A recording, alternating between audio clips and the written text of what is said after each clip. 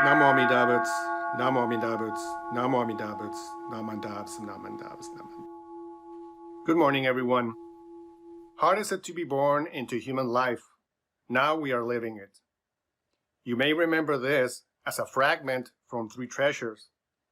It compels us to understand that being born as humans is a sheer miracle, the result of a precise combination of causes and conditions. But what exactly does it mean to be born as humans? Can we be born into other non-human forms of existence? In Judo Shinshu, we have the Pure Land, or Pure Realm. Amida's Pure Land of Sukhavati is described in the longer sutra as a land of beauty that surpasses all other realms. It is said to be inhabited by many gods, men, flowers, fruits, and adorned with wish-granting trees where rare birds come to rest. In Pure Land traditions, entering the Pure Land is popularly perceived as equivalent to the attainment of enlightenment. Upon entry into the Pure Land, the practitioner is then instructed by Amida Buddha and numerous bodhisattvas until full and complete enlightenment is reached. This person then has the choice of returning at any time as a bodhisattva in order to help all sentient beings in samsara, or to stay the whole duration, reach Buddhahood, and subsequently deliver beings to the shore of liberation. Traditionally, the Pure Land has been viewed as an otherworldly paradise where we go when we die. All texts describe the process of sending off the deceased. The sick person is removed to another room so that the sight of his familiar surroundings and other possessions will not generate thoughts of attachment. There he should be placed behind a standing Buddha image to whose right hand has been affixed one end of a trailing 5-colored pennant. The dying person should be made to grasp the other end of this pennant to help him generate thoughts of following Amida to his pure realm. Those in attendance are to burn incense and scatter flowers. The Buddha image should face east, and the sick person should be placed in front of and facing it. The dying should face west. Visualize the coming of Amida's holy retinue and continually recite his name. It was considered of particular importance that those in attendance should write down any visions described by the dying. Caring for the sick should by all means ask from time to time what they are seeing. If they describe scenes of painful punishment, then those by their side should say the Nembutsu for them and assist them by performing repentance with them, so that they may eradicate all their sins without fail. And if their sins are thus eradicated, then the saintly host Amida, bearing the lotus pedestal, will appear before them in accord with their thoughts and welcome them to the pure realm. Relatives and other visitors who have recently consumed meat, alcohol, or the 5 pungent roots should be refused access to the dying. Otherwise, this might cause them to lose their correct concentration, allowing demons to confuse them and make them fall into the evil paths. The Pure Land was also interpreted philosophically as an extension of Amida and as a transformed state in which enlightenment is certain.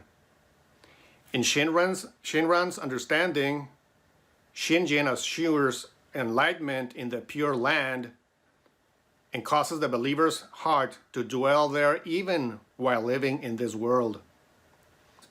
In modern terms, the Pure Land can be seen as a state of mind, and we can experience it during our present life.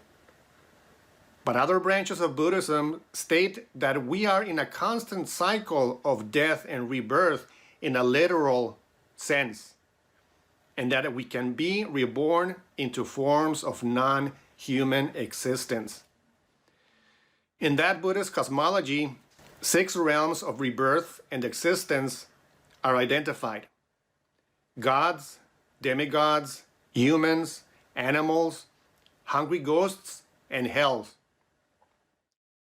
These 6 realms are typically grouped into 3 higher realms, which are associated with goodness, good fortune, and so forth, and 3 lower realms, which are evil and unfortunate.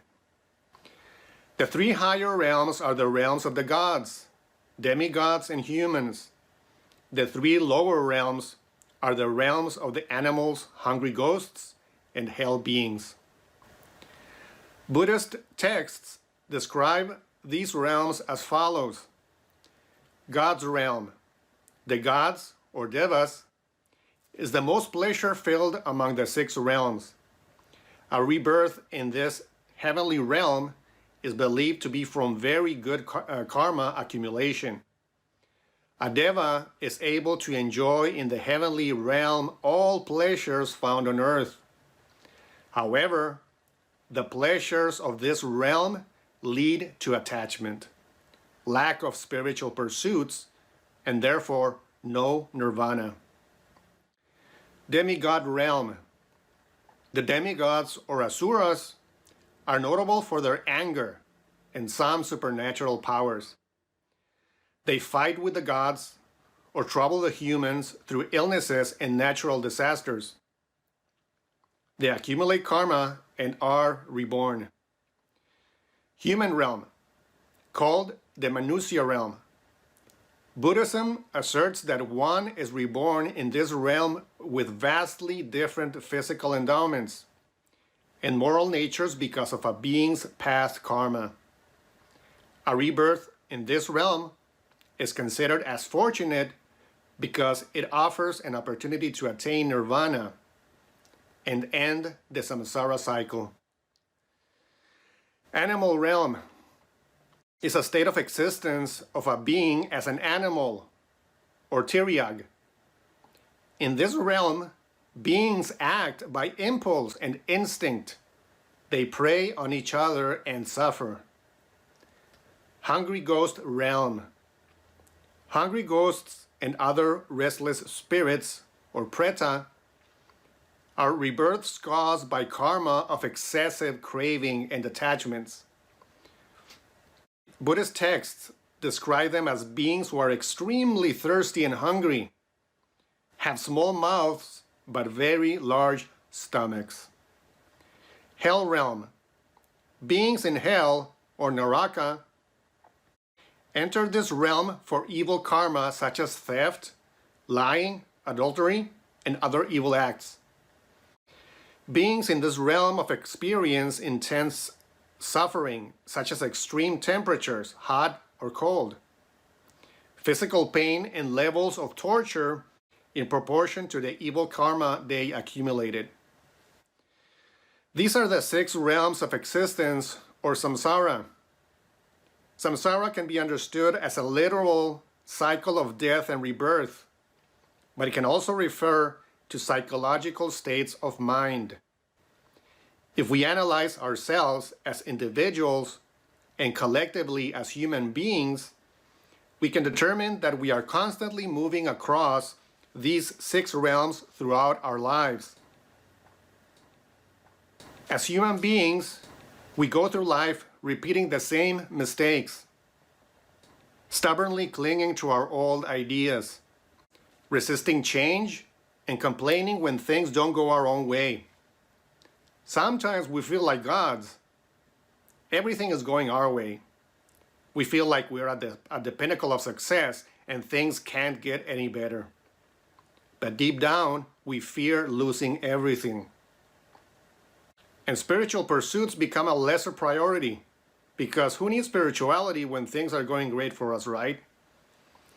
Sometimes we feel like demigods, stuck in between that group above us, the wealthy and the famous, and the lowly humans below us, who we despise because we're way better than them, right? Other times we feel like we're in the animal realm.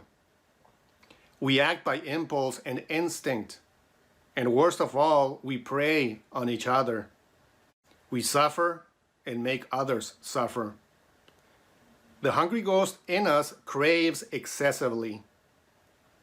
It dreams of all those great things it could have someday, but is never really satisfied. It is said that we sometimes make of our lives a living hell. Through our little white lies, our anger, our perceived losses, and our self-torture, we do feel at times that we are in a living hell.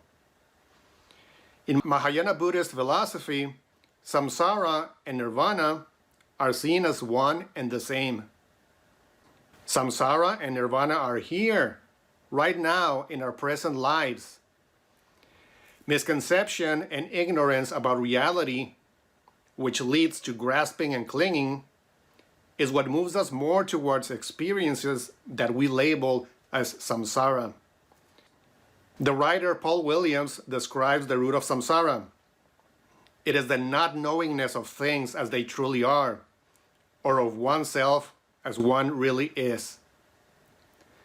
Three Treasures continues with, if we do not deliver ourselves in the present life, no hope is there that we shall be freed from suffering and sorrow in the ocean of birth and death. Again, this suggests that we need to free ourselves in the here and now. We are living in samsara, the cycle of death and rebirth, right now in a metaphorical sense.